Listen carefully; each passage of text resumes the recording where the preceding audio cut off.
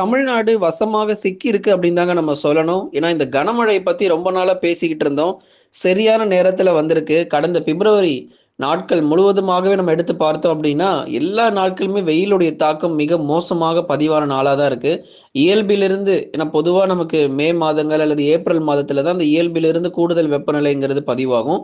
ஆனா பிப்ரவரி மாதத்திலேயே இயல்பிலிருந்து 2 முதல் 3 டிகிரி செல்சியஸ் வரைக்கும் வெப்பநிலை பொறுத்தவரைக்கும் உச்சத்தை தொட்டதை நம்ம பார்த்தோம். இப்போ நமக்கு அதற்கு ஈடாக நல்ல ஒரு கனமழையினுடைய தீவிரம் தமிழ்நாட்டில் இருக்கக்கூடிய ஒரு சில மாவட்டத்தில் மட்டும் வெளுத்து வாங்கிட்டு இருக்கு. ஏற்கனவே மழை பதிவாக ஆரம்பிச்சிருச்சு.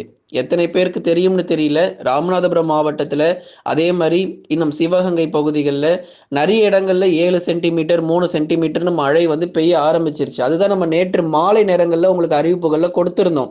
எந்தெந்த மாவட்டத்தில் எத்தனை சென்டிமீட்டர் மழை வந்து பதிவாயிருக்குங்கிற தகவல நேற்று மாலை நேரங்கள் நம்ம வானிலை அறிக்கையில கொடுத்திருக்கிறோம். யாராச்சும் பார்க்கலன்னா போய் பாருங்க. மழை வாய்ப்பு தமிழ்நாட்டில் தொடங்கி விட்டது. என்ன அறிவிப்புகள் நம்ம கொடுத்துக்கிட்டு இருந்தோமோ, சரியாக நமக்கு வந்து துல்லியமான வானிலை அறிக்கை பொறுத்தவரைக்கும் தமிழ்நாட்டில நம்ம கொடுத்துக்கிட்டு இருக்கிறோம்.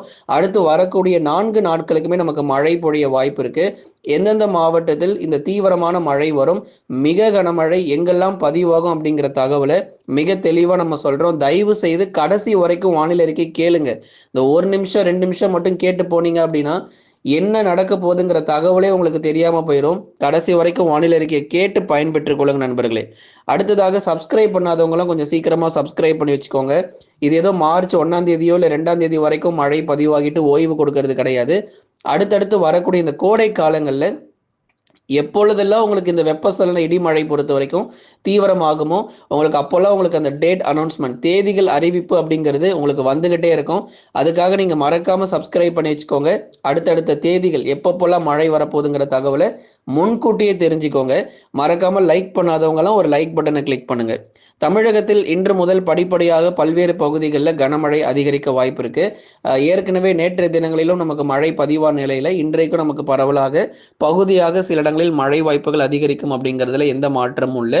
முதல்ல ஆரம்ப கட்டத்தில் இந்த பிப்ரவரி 28 வர்றதுக்கு முன்னாடி பகுதியாக மிதமான மழையும் கனமழையாக இருக்கும் அப்படிங்கிறத நம்ம சொல்லியிருந்தோம். அதே மாதிரி ராமேஸ்வரம், ராமநாதபுரம் போன்ற பகுதிகள், அதுக்கப்புறம் சிவகங்கையில், புதுக்கோட்டை மாவட்டங்கள், விருதுநகர் மாவட்டங்கள் என பல்வேறு பகுதிகளில் பகுதியாக மழை வாய்ப்புகள் தொடங்கினதை பார்த்தோம்.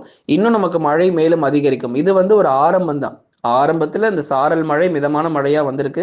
இன்னும் நமக்கு மழையினுடைய தீவிரங்கள் மேலும் படிப்படியாக அதிகரிக்கும். இன்றைக்கும் பரவலாக ஒரு சில இடத்தில் மழை வாய்ப்புகளை தொடர்ந்து எதிர்பாருங்க. பிப்ரவரி 28ஆம் தேதியிலிருந்து மார்ச் 2 வரைக்கும் இந்த டேட்டை மட்டும் மறந்துடாதீங்க. பிப்ரவரி 28, மார்ச் 1, 2 மற்றும் அதிகபட்சம் 3ஆம் தேதி வரை கூட எடுத்துக்கலாம். இந்த நாட்கள்ல நமக்கு மழையினுடைய தீவிரம் மிக மோசமாக இருக்கும். குறிப்பா தென் மாவட்ட பகுதிகள், கடலோர பகுதிகள், அதை தொடர்ந்து டெல்டா மாவட்டங்கள்ல மழையினுடைய தீவிரம் மேலும் அதிகரிக்கும். பெரும்பாலான பகுதிகள், அதாவது கிட்டத்தட்ட 95% வரைக்கும் கனமழைங்கிறது பதிவாகிறோம். மீதமுள்ள ஒரு 5% பகுதியாக சில இடத்தில் மிக கனமழை எச்சரிக்கையும் தென் மாவட்டத்தினுடைய கடலோர பகுதிகளில் காத்திருக்கிறது. அது என்னங்க தென் மாவட்டத்தினுடைய கடலோர பகுதின்னு கேட்குறீங்களா? கண்டிப்பாக நம்ம சொல்கிறோம். தென் மாவட்டங்களில் ஒரு சில இடங்களில் மிக கனமழைக்கும் வாய்ப்புள்ளது. தூத்துக்குடி, திருநெல்வேலி இந்த 2 மாவட்டமும் கொஞ்சம் ரொம்பவே கவனமாக இருந்துக்கோங்க. தூத்துக்குடி மற்றும் திருநெல்வேலி.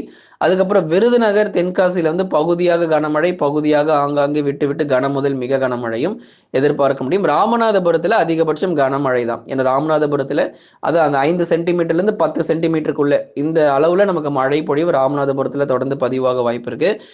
கடந்த 24 மணி நேரத்தில் 7 சென்டிமீட்டர் மழை பொழிவில் நம்ம பார்த்தோம். ராமேஸ்வரம் பகுதிகளில் 7 சென்டிமீட்டர் மழை வந்து பதிவாயிருந்தது.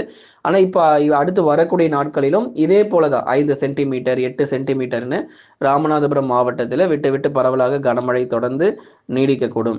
ஆகவே தென் மாவட்டத்தில் பெரும்பாலான பகுதிகளில் கனமழையும் ஒரு சில இடங்களில் மிக கனமழையும் எதிர்பார்க்க முடியும். பிப்ரவரி 28 மார்ச் 2 வரைக்கும் இந்த காலகட்டங்களில் மழை பொழிவுகள் ரொம்பவே அதிகமாக இருக்கும். ஆகவே தென் மாவட்டத்தில் சில இடங்களில் மிக கனமழைக்கும் வாய்ப்புகள் இருக்கு அப்படிங்கிறத நம்ம தெளிவாக சொல்லிட்டோம்.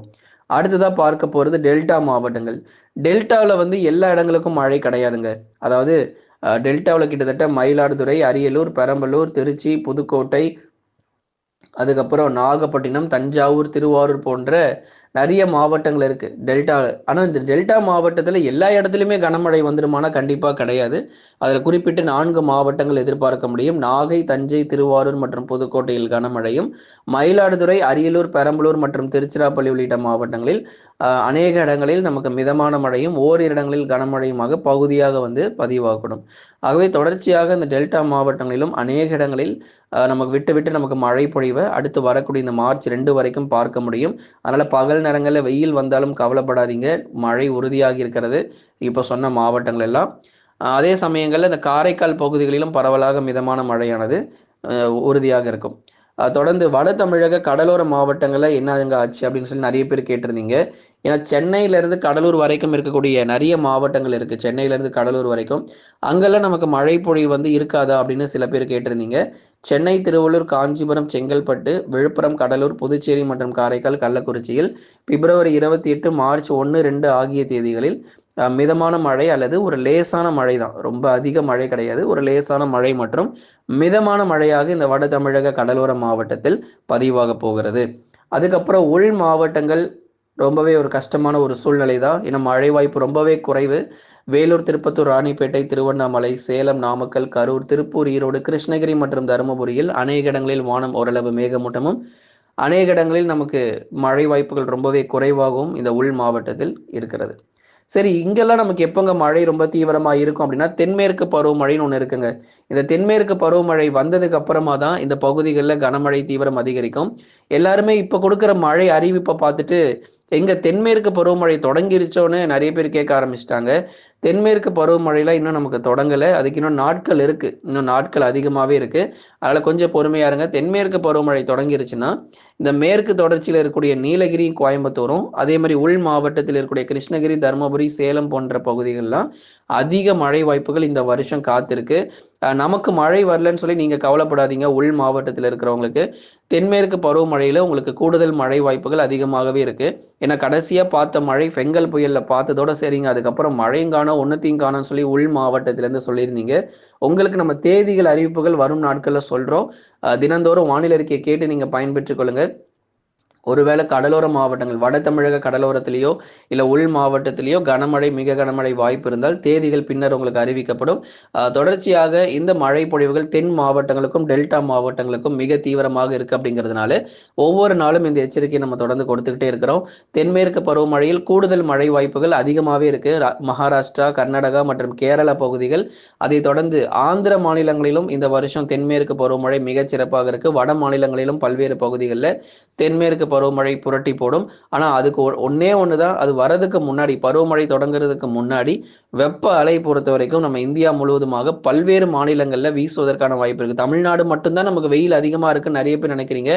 தமிழ்நாட்டை விட மோசமான வெயில் ஆந்திர பகுதிகளிலும், அதை விட மோசமான ஒரு வெயில் குஜராத் மற்றும் மகாராஷ்டிரா போன்ற மாநிலங்கள், ராஜஸ்தான் போன்ற மாநிலங்களில் ரொம்பவே தீவிரமாக வந்து பதிவாகும்.